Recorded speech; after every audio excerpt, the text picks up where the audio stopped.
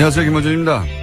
지난주 김명수 대법원장 청문회에서 자유한국당의 질의 내용 중에 공식적인 속기록도 녹취록도 없는 것으로 알려진 전국 법원장 회의에서의 발언 내용, 특정 법무부 비서관의 인사 관련 내용, 법원 내 모임의 구체적인 가입자 정보 등이 등장했습니다. 이런 정보들은 사법부의 고등부장, 실국장급이 아니면 알 수가 없고, 이러한 정보가 종합적으로 취합되는 것은 바로 법원 행정처라고 합니다. 법원 행정처는 통상 대법원장의 사람들이 주요 보직을 맡는다고 알려져 있죠. 그렇다는 이야기는 현 양승태 대법원장의 측근 인사들이 차기 대법원장 후보자 인준을 맡겠다고 나선 걸 의미하는 거 아닌가요? 임기가 며칠 남지 않은 현 대법원장 체제가 차기 대법원장 체제의 출발을 이렇게까지 해방한 사례는 듣도 보도 못했습니다. 그것도 특정 정당과 결탁해서 말이죠. 이거 왜 아무도 문제 삼지 않죠? 이게 저만 이상한가요? 김어준의 의문이었습니다.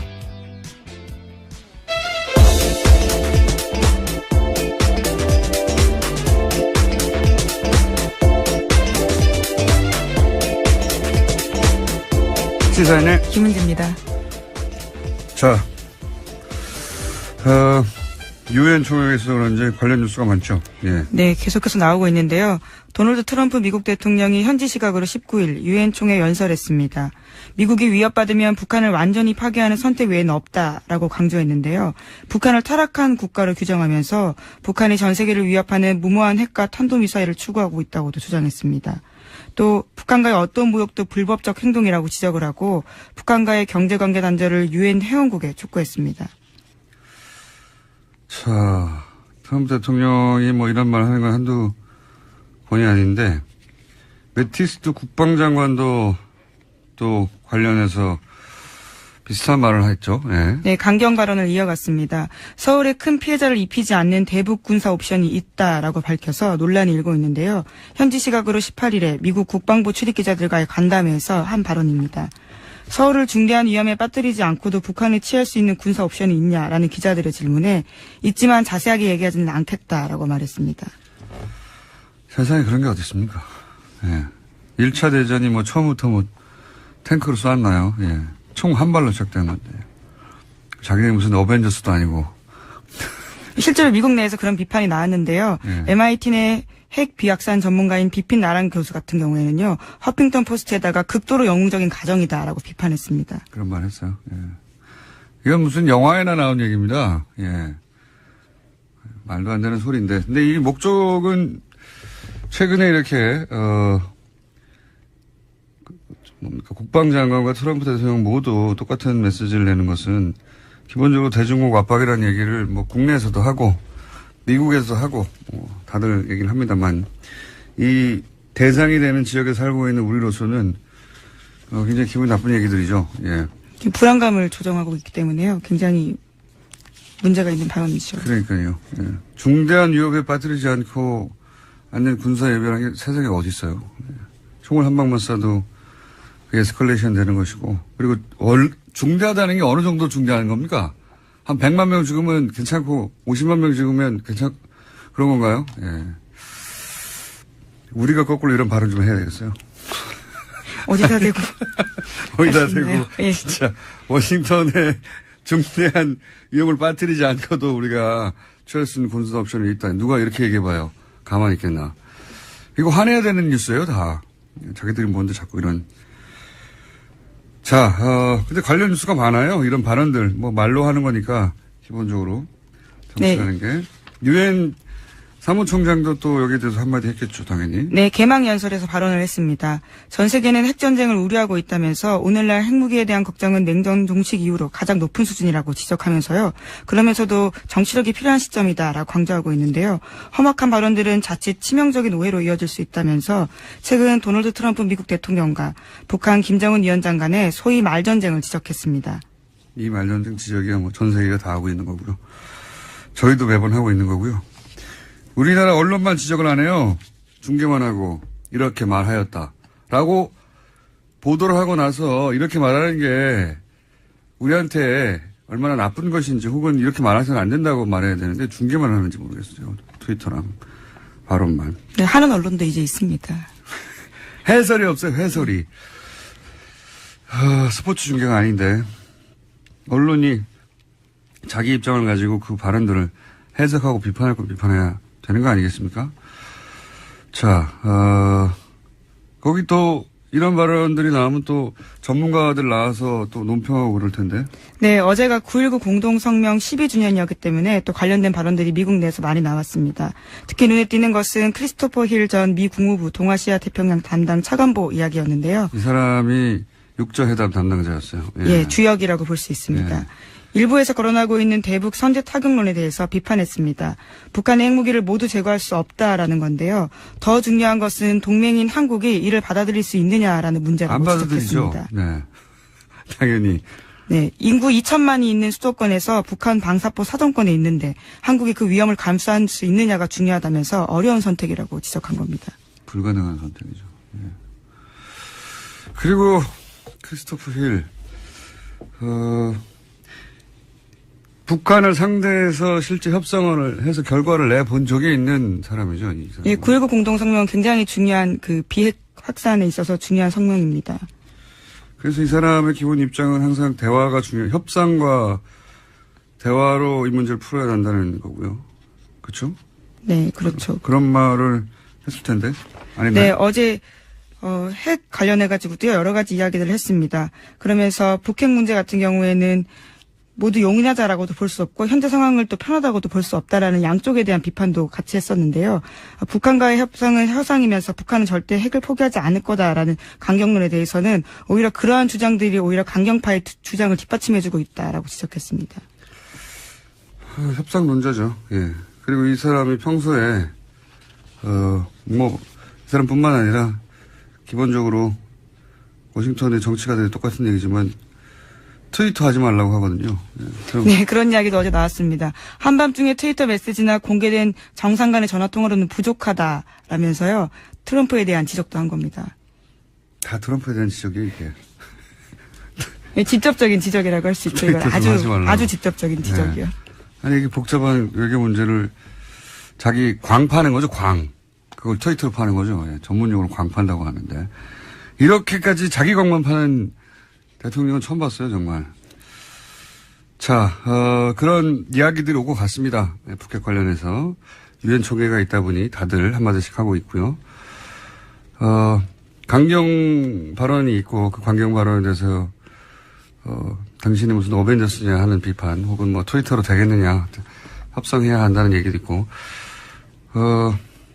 문재인 대통령도 거기 가 있는데 관련해서 한 말 없나요? 예, 어제 첫 일정으로 유엔 사무총장을 만났습니다. 거기서 한반도 위기 상황에 대한 설명을 하면서 역할을 요청했는데요. 구테르스 사무총장 같은 경우에는 한반도 문제는 군사적 해법이 아니라 외교적 해법을 통해야 한다면서 자신의 중재는 언제나 활용 가능하다는 메시지를 육자회담 참가국에 보내겠다라고 이야기했습니다. 아니, 그러니까 문재인 대통령의 메시지는 없냐 이거죠.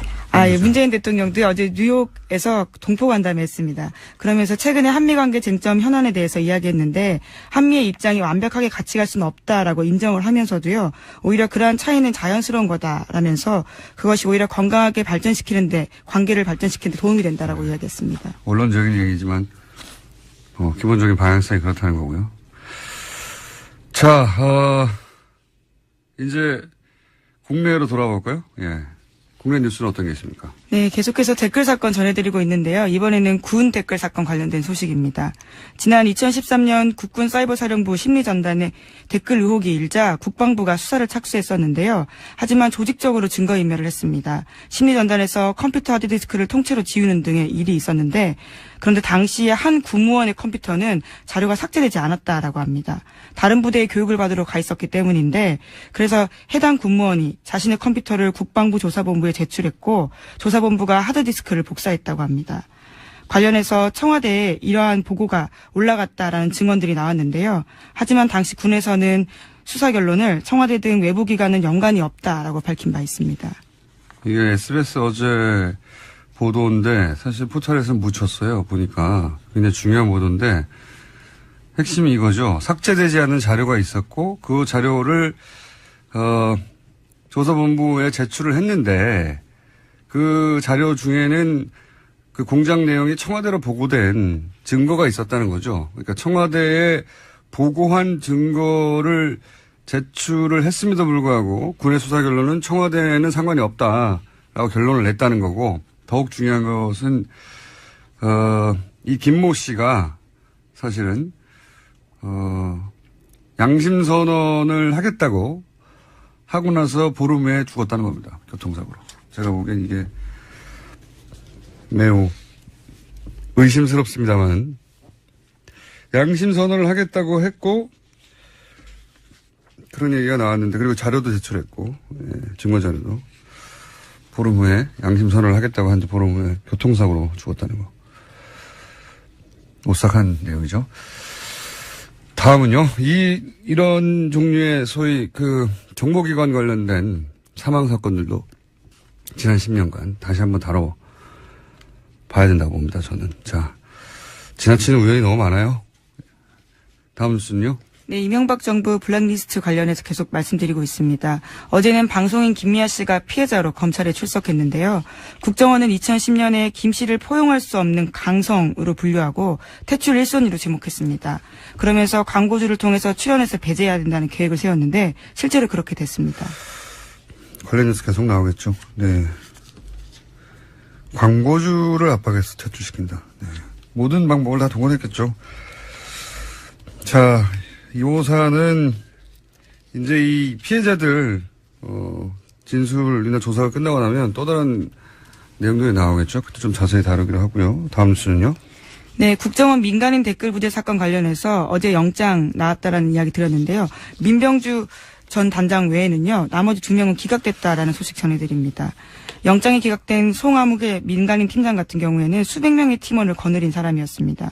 그리고 2009년부터 4년 동안 국정원에서 10억 원의 돈을 받았는데요.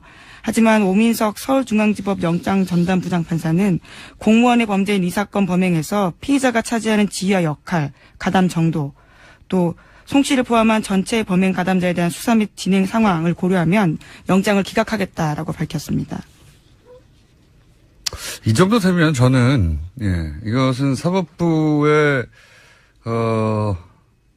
독립적인 판단을 존중하고 또 가능하면, 영장을 밟아지 않은 채 수사하는 게 인권 차원에서도 원칙이기도 하고, 그런 원론들을 말할 게 아니라 이 정도면 의도 있는 거 아닌가 싶어요. 이 민간인 팀장인데, 이 팀장이 팀원이 수백 명이었고 10억을 썼는데, 그리고 또 한 사람은 더 웃겨요. 영장 기각한. 또 한 사람은 국정원 직원인데 이제 그 댓글에 쓰라고 준 돈을 가로챘다는 거 아닙니까? 네, 자신이 가로챘다라는 겁니다. 근데 영장이 기각됐습니다. 이 사람도 기각됐는데 기각된 이유가 너무 웃겨요. 네, 피의자가 범행을 인정하고 구속영장 청구 위에 피해 금액을 전액 공탁했기 때문에 영장을 기각한다라고 밝혔는데요. 저는 이게 또 한 번 더 우리 이정열 전 영장 해설 전담 판사를 내일은 연결해야 될 것 같아요. 오늘 저희가 준비 못했습니다. 이게 댓글 공작을 밝히겠다는 거잖아요. 근데 중간에 자기가 횡령한 돈을 공탁한 게 이 사건 본질과 무슨 상관이 있나요?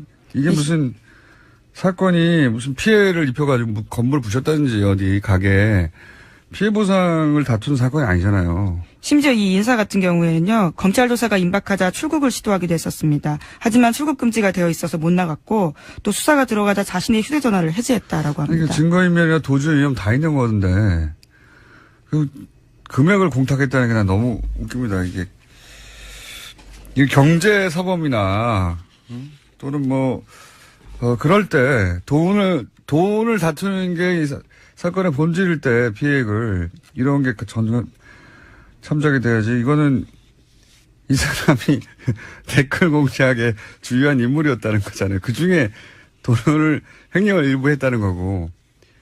야, 정말 저로서는 이해가 안 가는데 이거는 수사 방해 아닌가요? 저는 그렇게 생각이 되는데 거의. 자, 시간이 좀 남긴 했는데 오늘 미니가 있어요. 예, 양지열 변호사님 저 옆에 들어가서 이미 서 계시거든요. 네, 벌써 오고 있는데 제목만 읽고 끝내도록 하겠습니다. 네, 지난 15일에 오천 살인 사건 관계되어 있는 박용철 씨 유족이 진범을 찾아달라고 경찰청에 고소장 냈습니다. 관련해서 김정은 서울경찰청장은 기자간담회에서 사건이 내려오면 광역수사대에 배정하겠다라고 밝혔습니다. 네, 드디어 이제 재수사될 수 있겠군요. 이 사건을 이상하다고 했다가 제가 박근혜 정부 하에서 2년 6개월 구형을 받았어요, 제가. 네, 다 1, 2심 무죄 나지 않으셨습니까? 네. 네. 얼마나 힘들었는데요, 예. 감회가 남다른데, 감옥에 보냈기 때문에. 굉장히 어려운 사건이죠. 너무 많이 관련자들이 이미 사망했기 때문에 너무 늦었어요. 그 수사가 같이 시작되면, 예, 제가 해설할 게 많습니다. 자, 오늘 여기까지 하겠습니다. 시사인의 김은지였습니다. 감사합니다. 네, 옆에 서 있는 양지열 변호사님 앉아주세요. 네. 빨리 앉아주시고. 자, 저희가, 뭐랄까요. 양지열 변호사가 저희 첫 방송 때부터 저하고 굉장히 많은 티키타카를 해서, 제가 없을 때 방송도 진행하시잖아요. 예. 그렇게 가까워지면서 저희가 점점점 푸대접을 하고, 홀대하면서, 잠깐 나오는 건데 전화가 아니라 직접 나와라. 막 5분이면 끝날 것을. 그런 거였어요? 네. 그걸 왜 불렀어요? 자, 5분이면 끝납니다. 왜냐면 바로 이어서 저희가 이 사이버 사령부 중요한 분이 밖에서 기다리고 계시더라고요. 네네. 네, 잠깐 얘기를 나눴습니다. 네. 국방위 간사분이 나오셨기 때문에 네. 변호사 따위는. 자, 오늘 뭡니까? 알았어. 빨리 시간도 짧은데 그러게 빨리 제목도 읽을까요? 제가 질문도 제가 다 읽으세요. 뭡니까? 오늘 이제 오늘 무슨 이명박 정권을 향해서 네. 이제 어제 박원순 시장이라든가 아니면 방송인 김미아 씨 이런 분들의 고소가 잇따랐지 않습니까? 그분들은 가만히 있기 힘들죠, 사실. 아 그렇죠. 사실 본인에 이게 관한 이제 얘기가. 짐작만 하는 것과 추정, 짐작, 그리고 그렇게 생각만 하는 것과 문서가 튀어나오는 순간 느끼는 감정은 완전히 달라요. 왜냐하면 이제 그분들이 검찰에 들어가서 봤더니 자기네들을 어떻게 탄압을 해라라고 국정원만이 만들어놓은 문건을 봤다는 거죠, 눈으로. 자기가 그대로 당했고. 그렇죠. 겪은 일이 그러려니 했다가 말씀하신 것처럼 네. 실제로 이게 국정원 지시로 이뤄진 거라면 도저히 가만히 있을 수 없다. 또 박원순 시장 같은 경우는 이미 2013년도에 이른바 이제 박 시장 제안 문건이라는 걸로 고소고발을 했었는데 당시에 검찰에서는 그 문건이 폰트가 좀 다르다. 아니, 원래 국정원이 사용하던 거랑, 이제 그 제보한 분이 밖에 나와서 출력을 하는 바람에, 우리 그렇잖아요. 같은 프로그램을 터도 버전에 따라서 조금 달라지잖아요. 아니, 그리고 그 폰트가 네. 없을 수도 있어요. 그렇죠. 예. 그러니까 버전에 따라서 달라지니까. 그 컴퓨터, 아니, 그 버전이 똑같더라도 그 컴퓨터에 맞춰 폰트가 그렇죠. 없을 수도 예. 있으면 대체 폰트를 쓰게 되니까. 그렇죠. 그러니까 그건 다른 문건이다. 확인할 수가 없다 그래서 무혐의 처분을 했는데 이번에 원본을 다 나왔잖아요. 이제 그러니까 박 시장 입장에서 당연히 고소할 수밖에 없죠. 그리고 박원순 시장은 사실 정말 많이 당했어요. 그러니까 시민단체 할 때부터 사실은 당했었으니까. 그렇기도 하지만 특히 이제 서울시장 출마하면서 그때부터 이제 어버이연합이 본격적으로 활동을 한 게 그 언저리거든요.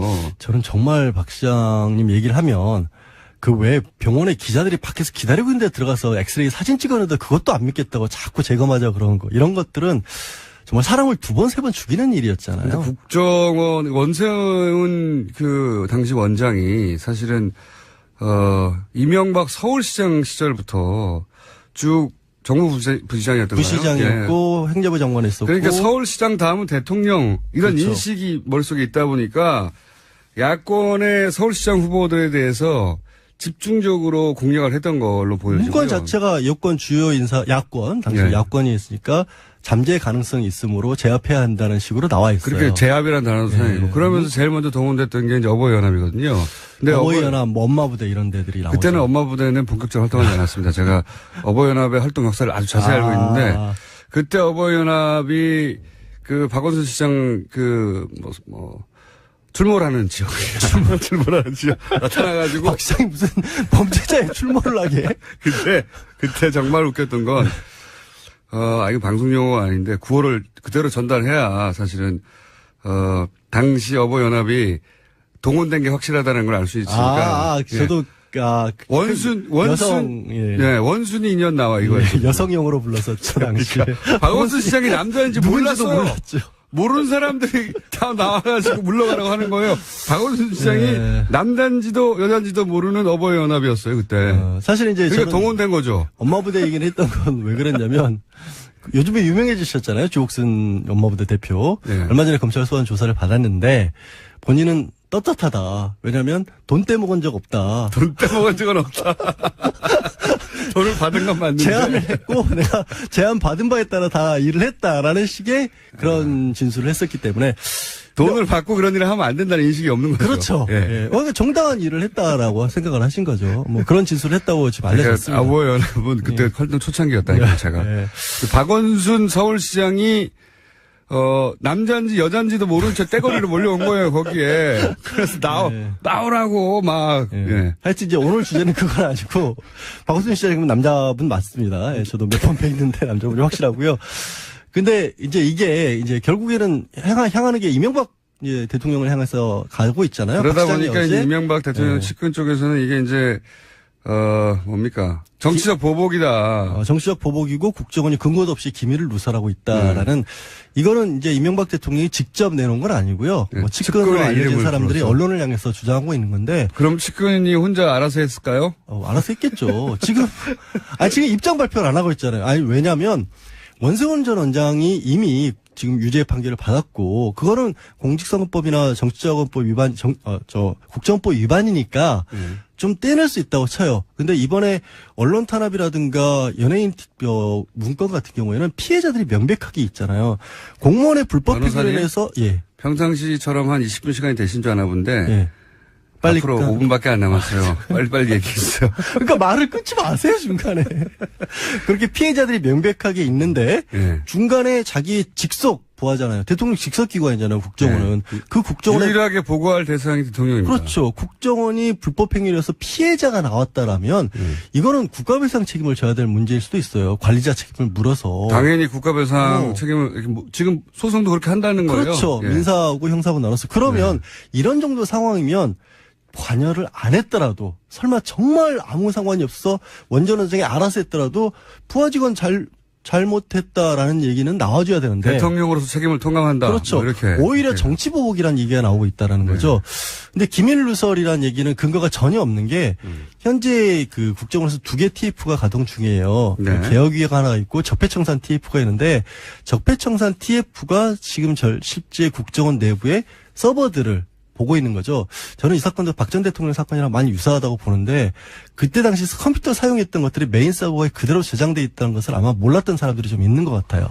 네, 하여튼 그래서 그 메인 서버에 있는 것들을 다 들여다보고 있는데 이거는 현재 국정원장이 내부 직원들하고 외부에서 파견 나온 검사를 동원을 해서 법적 근거가 있다는 말씀이죠. 덜어보는 거죠. 법적 근거가 당연히 있다는 너무 거죠. 길게 얘기하지 마시고요. 법적 근거가 있다. 그리고 오케이. 정치 보복이냐? 정치 보복이다. 정치 보복이라면 없는 걸 만들어내거나 그렇죠. 있지도 않은 사실을 조작해서 뒤집어 씌울 때 뒤집어 보복은. 씌우거나 아니면 정말 콩알 많은 걸 가지고 정말 매주를 쓸 때 정치 보복이라고 하는데 지금은 있는 사실 그대로 나오고 있는 것 뿐이거든요. 여기에 대해서는 두 가지 다 문서만 가지고 들이대고 있고 피해자들이 나와서 내가 이렇게 피해자가 하는데 그 피해가 고스란히 문서에 써 있는 계획이야. 그렇죠. 계획이 실행된 결과로 그 피해자들이 나도 당했다고 나온 거거든요. 저도 이거 지금 들고 있는 게 그때 당시 KBS 추진방안 문건인데 말들이 정말 웃겨요. 음모 분쇄, 편파방송 획책, 뭐 고강도 인적 쇄신.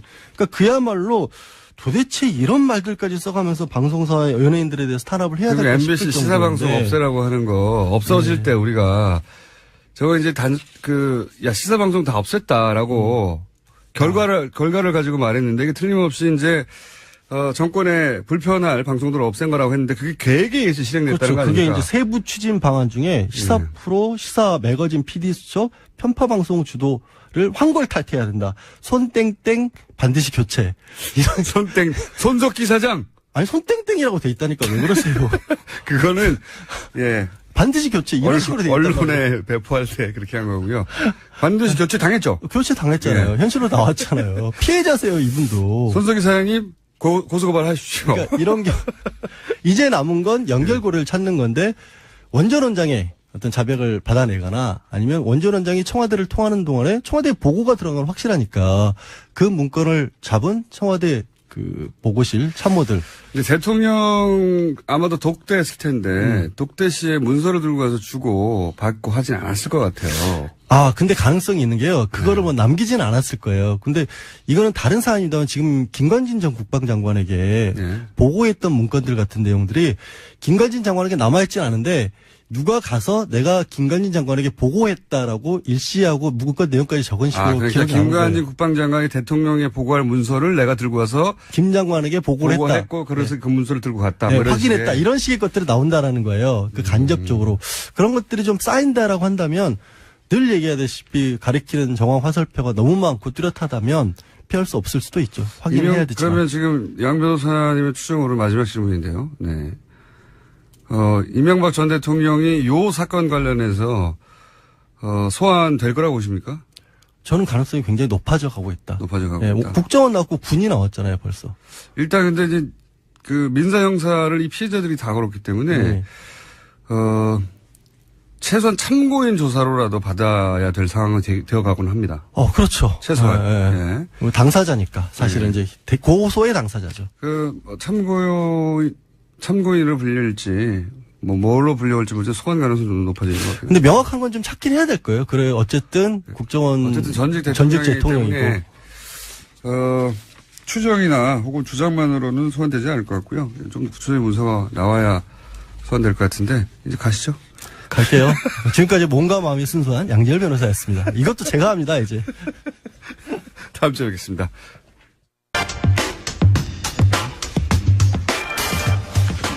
이명박 정부 시절 사이버 사령부 댓글 조작 사건.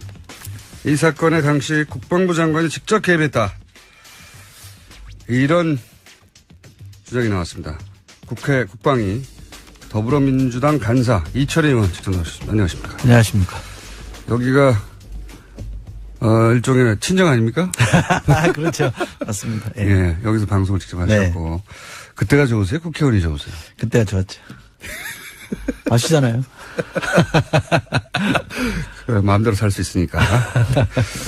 자, 그리고 사실 그때는 매일매일 언론에 노출되는데 지금은 이런 일이 있어야 언론에 노출되죠. 그렇죠. 네. 경쟁이 치열하죠. 잊혀지고 있습니다. 자, 저희 방송에 나오시기로 해놓고 JTBC에서 연락 오니까 바로 먼저 나가셨더라고요. 네.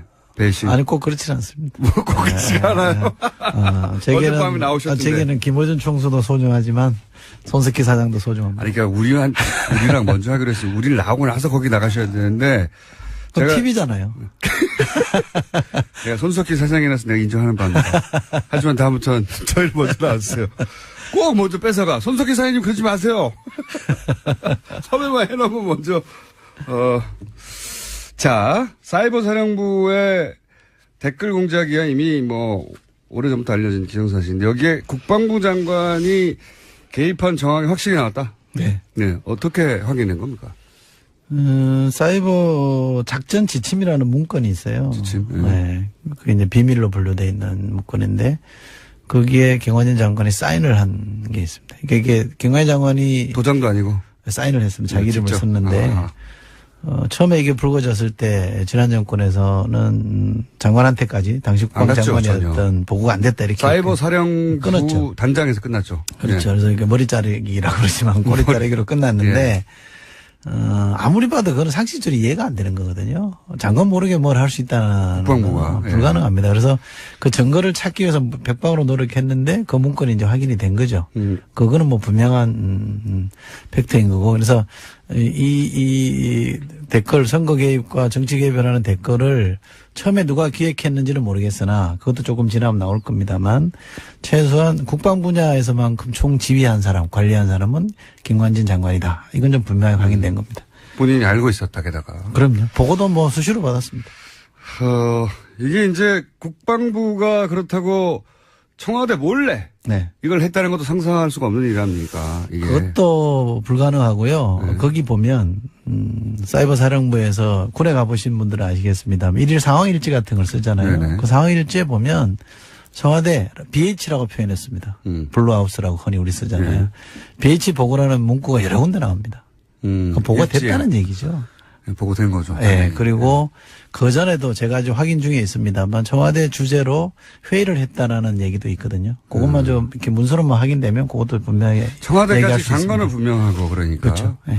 그러면 그것이 이제 이명박 전 대통령에게도 보고가 됐느냐 하는 건 또 한 번 단계를 넘어서야 되는 그렇죠. 거잖아요. 예. 거기까지는 아직 못 가신 거고. 그렇죠.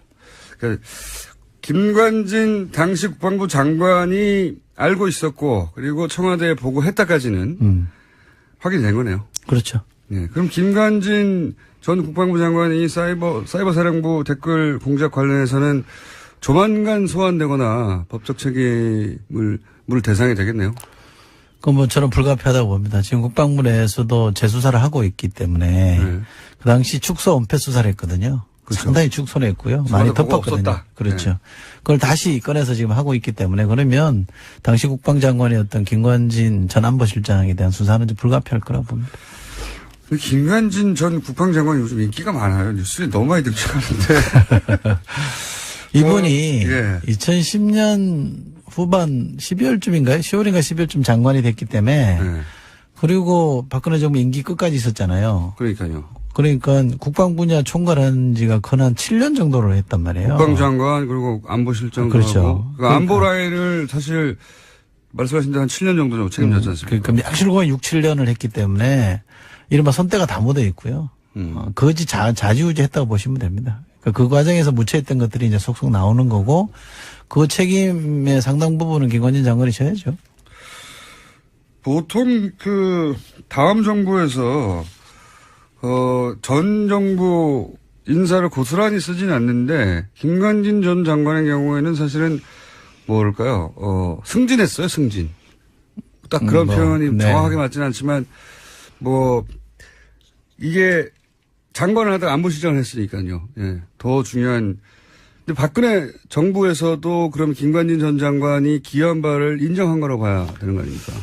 그런 점을 고려했겠죠. 처음에는 사실은 김병관이라고 기억하실지 모르겠습니다. 네네네. 낙마했습니다. 낙마했죠. 청문회에서. 예. 그분을 장관 후보자로 내세웠다가 인사청문회 통과를 못하니까 할 수 없이 유임시키는 네. 그런 형식을 거치긴 했습니다만 김관진 장관이 이 기여를 했다는 것에 대해서는 뭐 알고 있었을 거라고 저는 짐작합니다. 그리고 요거 사이버 살인 관련해서는 제가 개인적으로 주목하는 사안 중에 하나가 이제 청와대에 보고하지 않았다고 이전 조사에서는 끝이 났었는데 근데 사실 최근에 나온 보도에 따르면 청와대에 보고했다는 문서를 이미 확보하고도 청와대까지 안 갔다고 꼬리 자르기를 했다 이런 거잖아요. 근데 이제 그 문서가 나온 것이 김모 국무원의 컴퓨터였는데 거기까지만 있으면 이제 지금까지 쭉 나왔던 여러 가지 일련의 보도 과정에서 이제 추가 정보가 나왔구나 싶겠는데 그 국무원이 또 하필이면 양심 선언을 하겠다고 얘기하고 나서 2주 후에 교통사고로 죽어요. 이상하지 않으십니까? 네, 그런 보도가 있었습니다. 어제 있었는데. 예. 저희도 그 좀 추적해오고 있던 중이었는데, 예, 보도가 있었습니다만, 당시에는 네. 의지만 있었으면 다 할 수 있었습니다. 곳곳에 증거가 남아져 있었는데, 네. 그 이후로 계속 파쇄하고 없애는 작업들을 했죠. 네. 그래도 저는 이제 진실을 숨길 수 없기 때문에 어딘가 남아있다고 봅니다. 그렇죠. 제 말은 이제 그 부분은 당연한데 제 말은 그게 아니라 하필 양심선언을 하겠다고 하고 이분이 했던 일을 보니까 지금 한참 문제가 되고 있는 그 사진 합성. 네. 예, 네. 담당자였다고 해요. 네.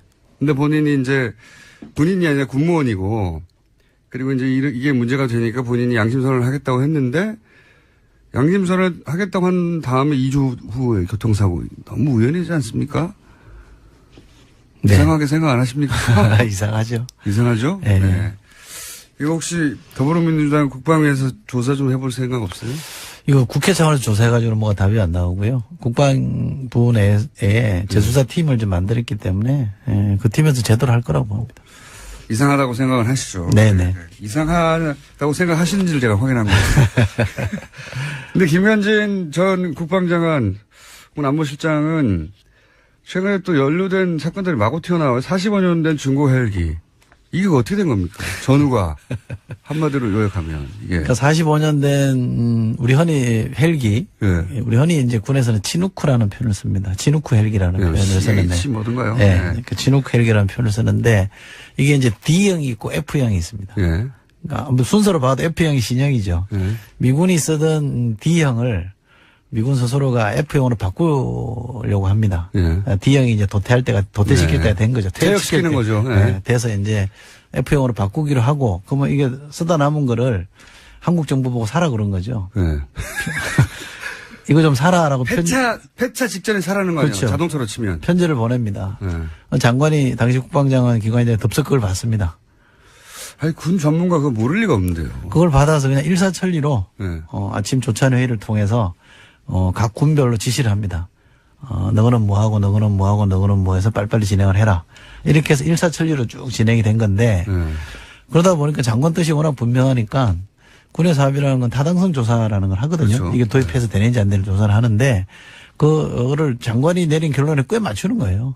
사라고 했으니까. 그러니까 이미 예. 결론은 나 있는 거죠. 사라고 했으니까 사야만 한 이유를 만들어내는 그렇죠. 거 나중에. 근데 그걸 들여다보면 근거가 없어요.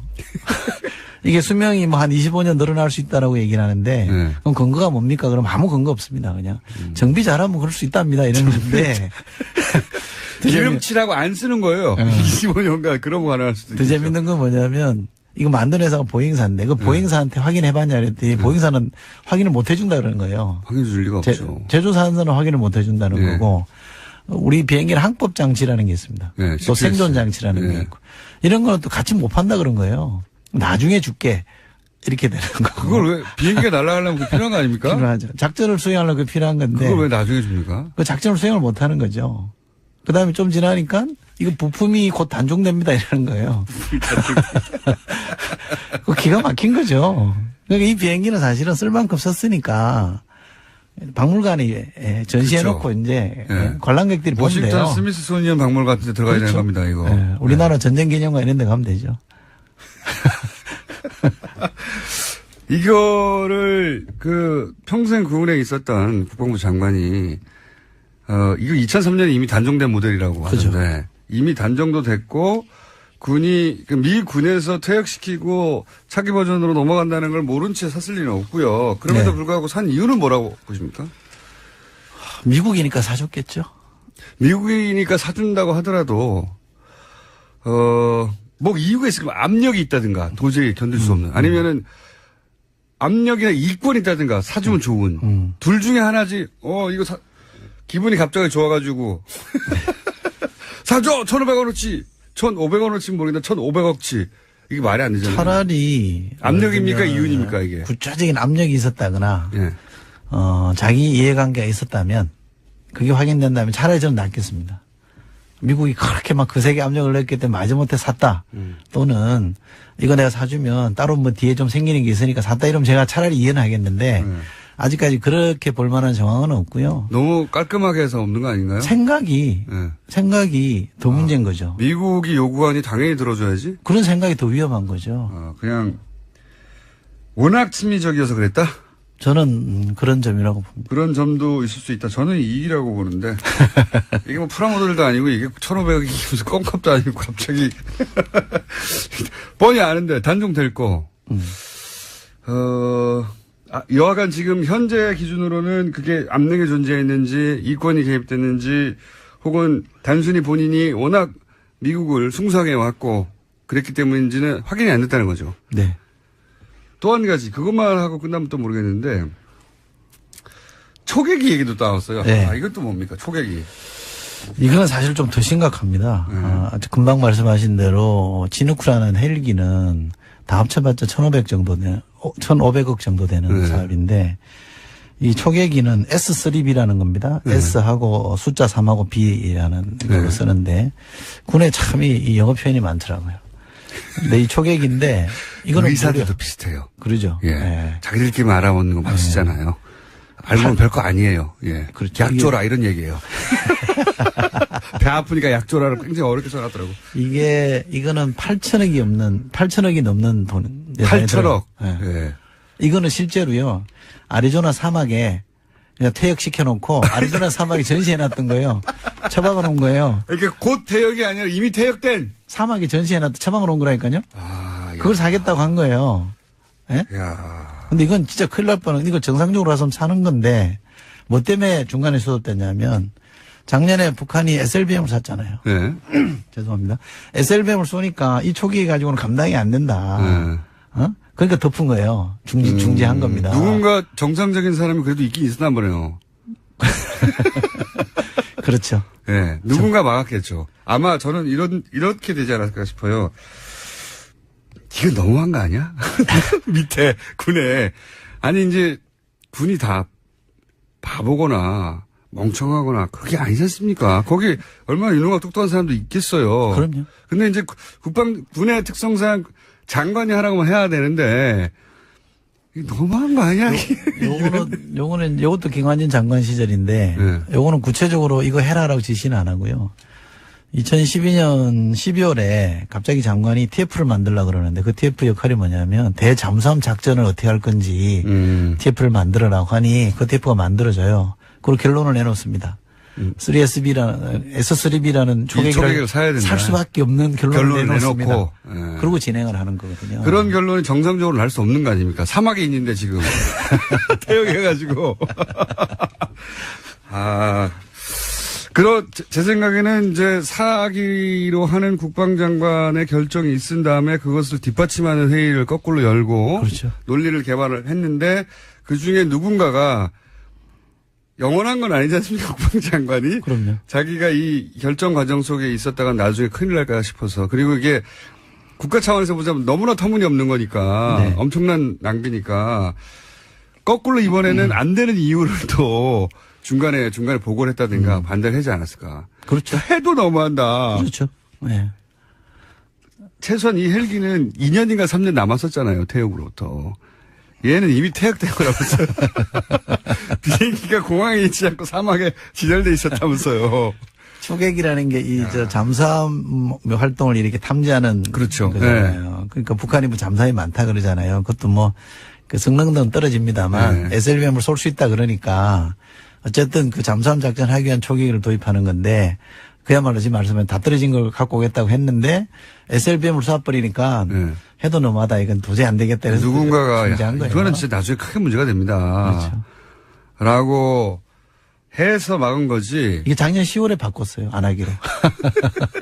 그리고 또 한 가지 또 저희 가설은 최순실 게이트 터지면서 큰일 났다. 이거 빨리 다 덮어라.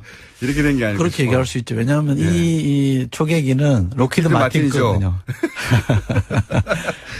그때 당시 로키드 마틴 얘기가 엄청 나왔지 않습니까? 그러니까 한간에 이제 김관진 전 장관과 로키드 마틴이 뭐 가깝다 이런 소문들이 많아서 마침 초계기가 로키드 마틴 거고 규모도 한 8천억 정도 되니까 그런 의심들을 할 수밖에 없는 거죠. 발을 뺐다 갑자기 이렇게 생각 둘 중에 하나가 아니면 두 개가 합쳐졌든가.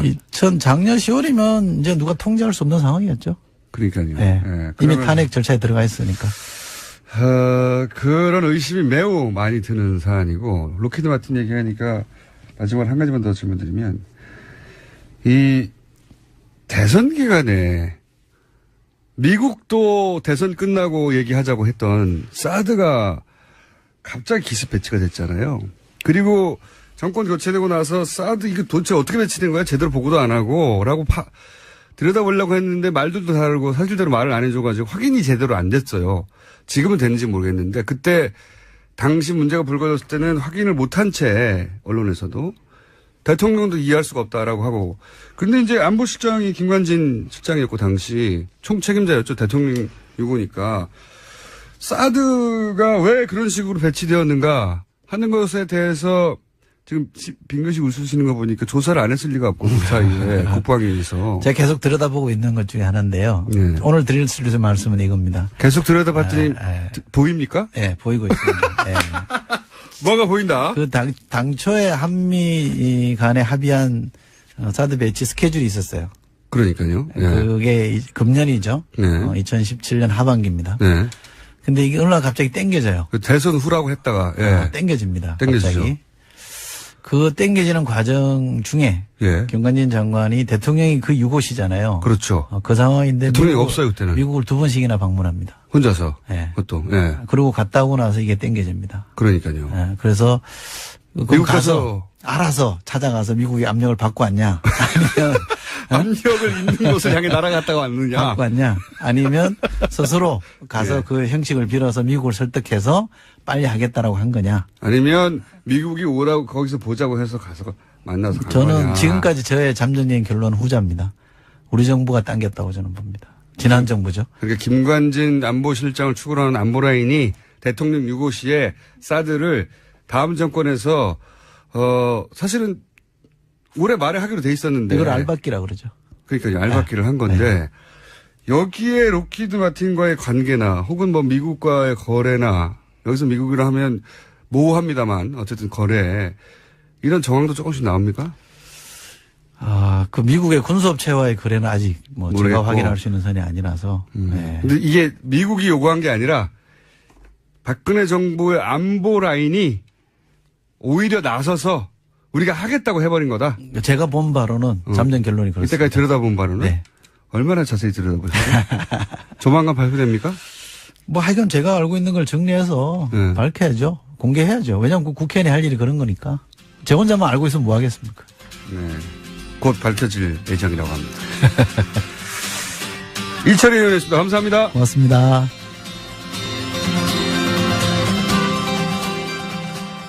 안녕하세요. 김원준입니다.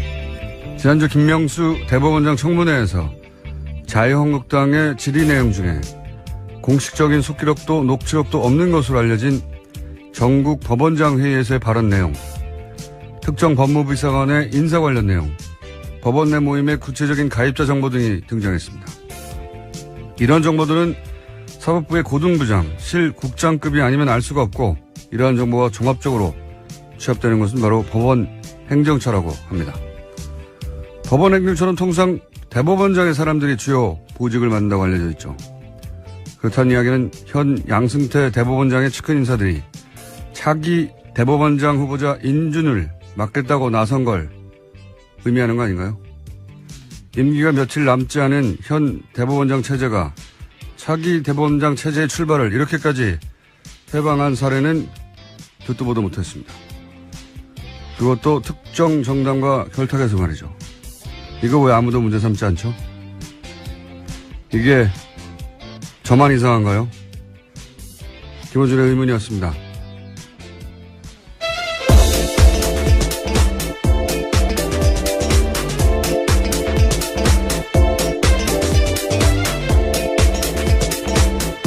시사인의 김은지입니다. 자, 유엔 총회에서 그런지 관련 뉴스가 많죠. 예. 네, 계속해서 나오고 있는데요. 도널드 트럼프 미국 대통령이 현지 시각으로 19일 유엔 총회 연설했습니다. 미국이 위협받으면 북한을 완전히 파괴하는 선택 외에는 없다라고 강조했는데요. 북한을 타락한 국가로 규정하면서 북한이 전 세계를 위협하는 무모한 핵과 탄도미사일을 추구하고 있다고도 주장했습니다. 또 북한과의 어떤 무역도 불법적 행동이라고 지적을 하고 북한과의 경제관계 단절을 유엔 회원국에 촉구했습니다. 자, 트럼프 대통령이 뭐 이런 말 하는 건 한두 번이 아닌데, 매티스도 국방장관도 또 관련해서 비슷한 말을 했죠. 예. 네, 강경 발언을 이어갔습니다. 서울에 큰 피해자를 입히지 않는 대북 군사 옵션이 있다라고 밝혀서 논란이 일고 있는데요. 현지 시각으로 18일에 미국 국방부 출입기자들과의 간담회에서 한 발언입니다. 서울을 중대한 위험에 빠뜨리지 않고도 북한이 취할 수 있는 군사 옵션이 있냐라는 기자들의 질문에 있지만 자세하게 얘기하지는 않겠다라고 말했습니다. 세상에 그런 게 어디 있습니까? 예. 1차 대전이 뭐 처음부터 뭐 탱크로 쐈나요? 예. 총 한 발로 시작된 건데. 자기네 무슨 어벤져스도 아니고. 실제로 미국 내에서 그런 비판이 나왔는데요. 예. MIT 내 핵 비약산 전문가인 비핀 나란 교수 같은 경우에는요. 허핑턴 포스트에다가 극도로 영웅적인 가정이다라고 비판했습니다. 그런 말 했어요. 예. 이건 무슨 영화에나 나온 얘기입니다. 예. 말도 안 되는 소리인데. 근데 이 목적은 최근에 이렇게, 을 해서 결과를 내본 적이 있는 사람이죠. 이 사람은. 예, 9.19 공동성명은 굉장히 중요한 그 비핵 확산에 있어서 중요한 성명입니다. 그래서 이 사람의 기본 입장은 항상 대화가 협상과 대화로 이 문제를 풀어야 한다는 거고요. 그렇죠? 네, 그렇죠. 그런 말을 했을 텐데. 아닌가요? 네, 어제 핵 관련해가지고도 여러 가지 이야기를 했습니다. 그러면서 북핵 문제 같은 경우에는 모두 용인하자라고도 볼 수 없고 현재 상황을 또 편하다고도 볼 수 없다라는 양쪽에 대한 비판도 같이 했었는데요. 북한과의 협상은 협상이면서 북한은 절대 핵을 포기하지 않을 거다라는 강경론에 대해서는 오히려 그러한 주장들이 오히려 강경파의 주장을 뒷받침해주고 있다라고 지적했습니다. 협상 논자죠. 예. 그리고 이 사람이 평소에 이 사람뿐만 아니라 기본적으로 워싱턴의 정치가들이 똑같은 얘기지만 트위터 하지 말라고 하거든요. 예. 네, 그런 이야기도 어제 나왔습니다. 한밤중에 트위터 메시지나 공개된 정상 간의 전화통화로는 부족하다라면서요. 트럼프에 대한 지적도 한 겁니다. 다 트럼프에 대한 지적이 이게. 네, 직접적인 지적이라고 할 수 있죠. 이걸 아주 직접적인 지적이요. 네. 아니 이게 복잡한 외교 문제를 자기 광 파는 거죠. 광. 그걸 트위터로 파는 거죠. 예, 전문용어로 광 판다고 하는데 이렇게까지 자기 광만 파는 대통령은 처음 봤어요, 정말.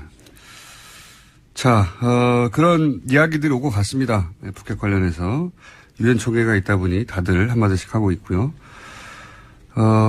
강경 발언이 있고 그 강경 발언에 대해서, 당신이 무슨 어벤져스냐 하는 비판 혹은 뭐 트위터로 되겠느냐 합성해야 한다는 얘기도 있고,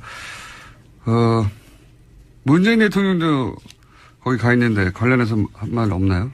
예, 어제 첫 일정으로 유엔 사무총장을 만났습니다. 거기서 한반도 위기 상황에 대한 설명을 하면서 역할을 요청했는데요. 구테르스 사무총장 같은 경우에는 한반도 문제는 군사적 해법이 아니라 외교적 해법을 통해야 한다면서 자신의 중재는 언제나 활용 가능하다는 메시지를 6자회담 참가국에 보내겠다라고 이야기했습니다. 아니 그러니까 문재인 대통령의 메시지는 없냐 이거죠. 예, 문재인 대통령도 어제 뉴욕에서 동포간담회 했습니다. 그러면서 최근에 한미관계 쟁점 현안에 대해서 이야기했는데 한미의 입장이 완벽하게 같이 갈 수는 없다라고 인정을 하면서도요. 오히려 그러한 차이는 자연스러운 거다라면서 그것이 오히려 건강하게 발전시키는데 관계를 발전시키는 데 도움이 된다라고 이야기했습니다. 원론적인 얘기지만 기본적인 방향성이 그렇다는 거고요. 자, 이제 국내로 돌아볼까요? 예. 국내 뉴스는 어떤 게 있습니까? 네, 계속해서 댓글 사건 전해드리고 있는데요. 이번에는 군 댓글 사건 관련된 소식입니다. 지난 2013년 국군 사이버사령부 심리전단에 댓글 의혹이 일자 국방부가 수사를 착수했었는데요. 하지만 조직적으로 증거인멸을 했습니다. 심리전단에서 컴퓨터 하드디스크를 통째로 지우는 등의 일이 있었는데 그런데 당시에 한 군무원의 컴퓨터는 자료가 삭제되지 않았다라고 합니다. 다른 부대의 교육을 받으러 가 있었기 때문인데 그래서 해당 군무원이 자신의 컴퓨터를 국방부 조사본부에 제출했고 조사본부가 하드디스크를 복사했다고 합니다. 관련해서 청와대에 이러한 보고가 올라갔다라는 증언들이 나왔는데요. 하지만 당시 군에서는 수사 결론을 청와대 등 외부기관은 연관이 없다라고 밝힌 바 있습니다. 이게 SBS 어제 보도인데 사실 포털에서 묻혔어요. 보니까 굉장히 중요한 보도인데 핵심이 이거죠. 삭제되지 않은 자료가 있었고 그 자료를 조사본부에 제출을 했는데 그 자료 중에는 그 공작 내용이 청와대로 보고된 증거가 있었다는 거죠. 그러니까 청와대에 보고한 증거를 제출을 했음에도 불구하고 군의 수사 결론은 청와대에는 상관이 없다라고 결론을 냈다는 거고 더욱 중요한 것은 이 김모 씨가 사실은 양심 선언을 하겠다고 하고 나서 보름 후에 죽었다는 겁니다. 교통사고로. 제가 보기엔 이게 매우 의심스럽습니다만 양심 선언을 하겠다고 했고 그런 얘기가 나왔는데 그리고 자료도 제출했고 증거 자료도 보름 후에 양심 선언을 하겠다고 한 지 보름 후에 교통사고로 죽었다는 거. 오싹한 내용이죠. 다음은요. 이런 종류의 소위 그 정보기관 관련된 사망 사건들도 지난 10년간 다시 한번 다뤄봐야 된다고 봅니다. 저는. 자, 지나치는 우연이 너무 많아요. 다음 뉴스는요.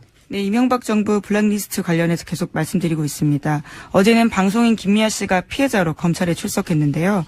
국정원은 2010년에 김 씨를 포용할 수 없는 강성으로 분류하고 퇴출 1순위로 지목했습니다. 그러면서 광고주를 통해서 출연해서 배제해야 된다는 계획을 세웠는데 실제로 그렇게 됐습니다. 관련해서 계속 나오겠죠. 네. 광고주를 압박해서 퇴출시킨다. 네. 모든 방법을 다 동원했겠죠.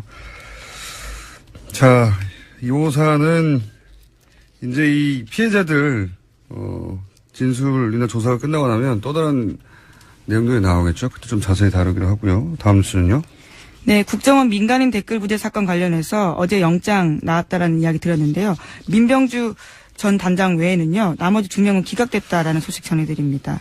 영장이 기각된 송아묵의 민간인 팀장 같은 경우에는 수백 명의 팀원을 거느린 사람이었습니다.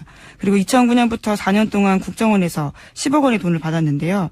하지만 오민석 서울중앙지법 영장 전담 부장판사는 공무원의 범죄인 이 사건 범행에서 피의자가 차지하는 지위와 역할, 가담 정도, 또 송 씨를 포함한 전체 범행 가담자에 대한 수사 및 진행 상황을 고려하면 영장을 기각하겠다라고 밝혔습니다. 이 정도 되면 저는, 이것은 사법부, 국방장관과 트럼프 대통령 모두 똑같은 메시지를 내는 것은 기본적으로 대중국 압박이라는 얘기를 뭐 국내에서도 하고 미국에서도 하고 다들 얘기를 합니다만 이 대상이 되는 지역에 살고 있는 우리로서는 굉장히 기분이 나쁜 얘기들이죠. 예. 불안감을 조정하고 있기 때문에요. 굉장히 문제가 있는 발언이죠. 그러니까요. 예. 중대한 위협에 빠뜨리지 않고 않는 군사 예비라는 게 세상에 어디 있어요. 예. 총을 한 방만 쏴도 에스컬레이션 되는 것이고 그리고 중대하다는 게 어느 정도 중대한 겁니까? 한 100만 명 죽으면 괜찮고 50만 명 죽으면 그런 건가요? 예. 우리가 거꾸로 이런 발언 좀 해야 되겠어요. 어디다 대고. 어디다 대고. 예. 진짜 워싱턴에 중대한 위험을 빠뜨리지 않고도 우리가 취할 수 있는 군사 옵션이 있다. 누가 이렇게 얘기해봐요. 가만히 있겠나. 이거 화내야 되는 뉴스예요, 다. 자기들이 뭔데 자꾸 이런. 자, 근데 관련 뉴스가 많아요. 이런 발언들. 뭐 말로 하는 거니까 기본적으로 정치하는 게. 유엔 사무총장도 또 여기에 대해서 한마디 했겠죠, 당연히. 네, 개막 연설에서 발언을 했습니다. 전 세계는 핵전쟁을 우려하고 있다면서 오늘날 핵무기에 대한 걱정은 냉전 종식 이후로 가장 높은 수준이라고 지적하면서요. 그러면서도 정치력이 필요한 시점이다라고 강조하고 있는데요. 험악한 발언들은 자칫 치명적인 오해로 이어질 수 있다면서 최근 도널드 트럼프 미국 대통령과 북한 김정은 위원장 간의 소위 말전쟁을 지적했습니다. 이 말전쟁 지적이야 뭐 전 세계가 다 하고 있는 거고요. 저희도 매번 하고 있는 거고요. 우리나라 언론만 지적을 안 해요. 중계만 하고 이렇게 말하였다라고 보도를 하고 나서 이렇게 말하는 게 우리한테 얼마나 나쁜 것인지 혹은 이렇게 말해서는 안 된다고 말해야 되는데 중계만 하는지 모르겠어요. 트위터랑 발언만. 네, 하는 언론도 이제 있습니다. 해설이 없어요. 해설이. 스포츠 중계가 아닌데 언론이 자기 입장을 가지고 그 발언들을 해석하고 비판할 거 비판해야 되는 거 아니겠습니까? 자, 거기 또 이런 발언들이 나오면 또 전문가들 나와서 또 논평하고 그럴 텐데. 네, 어제가 9.19 공동성명 12주년이었기 때문에 또 관련된 발언들이 미국 내에서 많이 나왔습니다. 특히 눈에 띄는 것은 크리스토퍼 힐 전 미 국무부 동아시아 태평양 담당 차관보 이야기였는데요. 이 사람이 육자회담 담당자였어요. 예, 주역이라고 볼 수 있습니다. 예. 일부에서 거론하고 있는 대북 선제 타격론에 대해서 비판했습니다. 북한의 핵무기를 모두 제거할 수 없다라는 건데요. 더 중요한 것은 동맹인 한국이 이를 받아들일 수 있느냐라는 문제라고 안 받아들이죠. 지적했습니다. 네, 당연히. 네, 인구 2천만이 있는 수도권에서 북한 방사포 사정권에 있는데 한국이 그 위험을 감수할 수 있느냐가 중요하다면서 어려운 선택이라고 지적한 겁니다. 불가능한 선택이죠. 예. 그리고 크리스토프 힐, 북한을 상대해서 실제 협상 후에 독립적인 판단을 존중하고 또 가능하면 영장을 밟아지 않은 채 수사하는 게 인권 차원에서도 원칙이기도 하고 그런 원론들을 말할 게 아니라 이 정도면 의도 있는 거 아닌가 싶어요. 이 민간인 팀장인데 이 팀장이 팀원이 수백 명이었고 10억을 썼는데 그리고 예. 또 한 사람은 더 웃겨요. 영장 기각한. 또 한 사람은 국정원 직원인데 이제 댓글 S라고 준 돈을 가로챘다는 거 아닙니까? 네, 자신이 가로챘다라는 겁니다. 근데 영장이 기각됐습니다. 이 사람도 기각됐는데 기각된 이유가 너무 웃겨요. 네, 피의자가 범행을 인정하고 구속영장 청구 위에 피해 금액을 전액 공탁했기 때문에 영장을 기각한다라고 밝혔는데요. 저는 이게 또 한 번 더 우리 이정열 전 영장 해설 전담 판사를 내일은 연결해야 될 것 같아요. 오늘 저희가 준비 못했습니다. 이게 댓글 공작을 밝히겠다는 거잖아요. 근데 중간에 자기가 횡령한 돈을 공탁한 게 이 사건 본질과 무슨 상관이 있나요? 이게 무슨 사건이 무슨 피해를 입혀가지고 건물을 부셨다든지 어디 가게 피해 보상을 다투는 사건이 아니잖아요. 심지어 이 인사 같은 경우에는요, 검찰 조사가 임박하자 출국을 시도하기도 했었습니다. 하지만 출국 금지가 되어 있어서 못 나갔고, 또 수사가 들어가자 자신의 휴대전화를 해지했다라고 합니다. 그러니까 증거인멸이나 도주 위험 다 있는 거던데, 금액을 공탁했다는 게 난 너무 웃깁니다. 이게 경제 사범이나, 또는 그럴 때, 돈을 다투는 게 이 사건의 본질일 때 피해액을, 이런 게 참작이 돼야지. 이거는 이 사람이 댓글 공작에 주요한 인물이었다는 거잖아요. 그 중에 돈을 횡령을 일부 했다는 거고. 야, 정말 저로서는 이해가 안 가는데, 이거는 수사 방해 아닌가요? 저는 그렇게 생각이 되는데, 거의. 자, 시간이 좀 남긴 했는데, 오늘 미니가 있어요. 예, 양지열 변호사님 저 옆에 들어와서 이미 서 계시거든요. 네, 벌 세우고 있는데, 제목만 읽고 끝내도록 하겠습니다. 네, 지난 15일에 오천 살인 사건 관계되어 있는 박용철 씨 유족이 진범을 찾아달라고 경찰청에 고소장 냈습니다. 관련해서 김정은 서울경찰청장은 기자간담회에서 사건이 내려오면 광역수사대에 배정하겠다라고 밝혔습니다. 네, 드디어 이제 재수사될 수 있겠군요. 이 사건을 이상하다고 했다가 제가 박근혜 정부 하에서 2년 6개월 구형을 받았어요, 제가. 네, 다 1, 2심 무죄 나지 않으셨습니까? 네. 네. 얼마나 힘들었는데요, 예. 감회가 남다른데, 감옥에 보냈기 때문에. 굉장히 어려운 사건이죠. 너무 많이 관련자들이 이미 사망했기 때문에 너무 늦었어요.